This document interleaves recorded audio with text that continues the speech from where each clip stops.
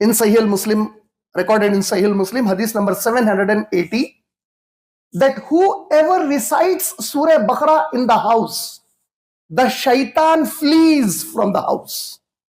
The shaitan, it flees from the house. Surah Baqarah, Surah number, Sahih Muslim, hadith number 780. And just as a part of information or knowledge, Sheikh Usaymin was a very great scholar who passed away in the early 21st century. He was asked a question that if we play Surah Baqarah in the audio recording, will it fetch the same result as reciting it? And he said no. He said playing it in recording is listening. And the Prophet in the hadith said reading, reciting, taqra'u. He didn't say tasma'u. He didn't say listen to Surah Baqarah and the shaitan flees. He said recite Surah Baqarah and the shaitan flees. So that was the opinion of Shaykh Usaymin rahimahullah.